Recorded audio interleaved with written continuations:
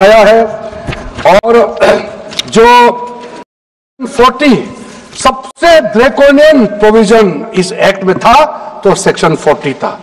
Section 40 के तहत वक्फ board, आप लोग बार बार कहते हैं ना ऐसा नहीं है, ऐसा ही है। सेक्शन 40 में किसी भी जमीन को आप वक्फ प्रॉपर्टी डिक्लेयर कर देता था।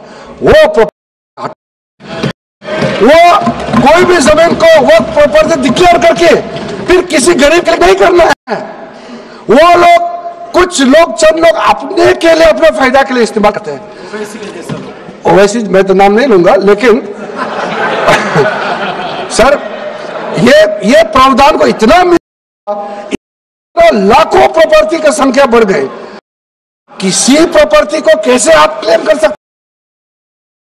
इस सेक्शन 40 से अध्यक्ष महोदय जी, इस सेक्शन 40 की वजह से कई मुद्दे इस देश में आया है। आज पूरा का कम्युनिटी, जो कैथोलिक चर्च काउंसिल के लोग, भारत चर्च ग्रुप के लोग केरला में आज पुकार के क्यों कह रहा है वक्त संशोधन बिल जल्दी पारित होना चाहिए। वो इसीलिए कि सेक्शन 40 का आप सोचे केरला का एमपी लोग तो सोचिए, अगर आपने गलती से इस बिल का विरोध कर दिया तो आप क्या विरोध झेलना पड़ेगा बाहर में। आप कल्पना कीजिएगा अभी से, आप सोचिए। मैंने पिछली बार में बताया सुरेंद्रेश्वर टेम्पल के बारे में, तो आपको बताया जब बाकी कोई धर्म ही नहीं था तब ये सुरेंद्रेश्वर टेम्पल था। तिरुचेंथुराई विलेज तमिलनाडु में, उसको वक्त डिक्लेयर करने के बाद कर्नाटका में तो हजारों एकड़ का इशू है। फिर सर हरियाणा में जतलाना विलेज यमुनानगर में सिख गुरुद्वारा का जो जमीन है, कभी वहां मस्जिद भी नहीं था, कभी वहां मुस्लिम का सेटलमेंट का भी रिकॉर्ड नहीं था, उसको भी वक्फ डिक्लेयर कर दिया था। उसी प्रकार से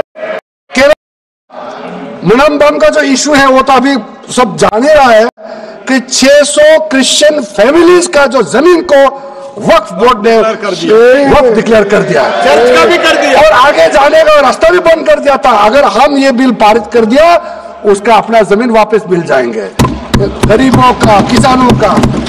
ऐसे चीजों में आप लोग समर्थन करना चाहिए।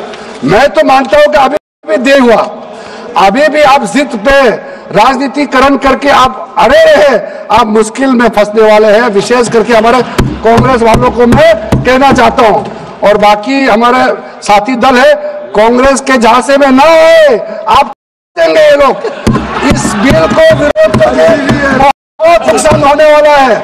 आप ध्यान से सुनिए अध्यक्ष महोदय। इसलिए अंत में सर, क्योंकि मैंने कहा है कि मैं आखिर में जवाब दूंगा, तो हम लोग आगे भी इस पार्लियामेंट को भी वक्त डिक्लेयर ना कर दे, हम लोग आराम से भविष्य के लिए और अच्छा काम करें। मैंने पॉजिटिव बात में अपना बात को रखा है।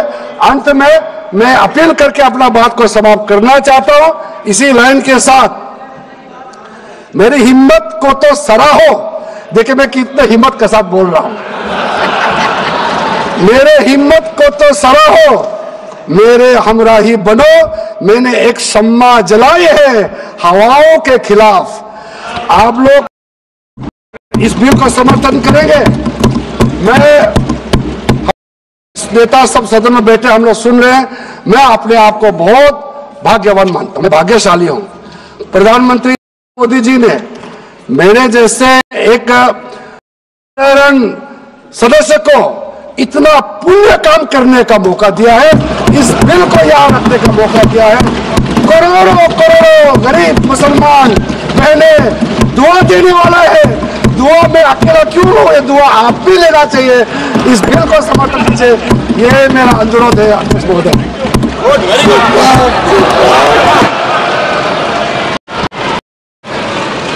श्री गौरव गोगोई।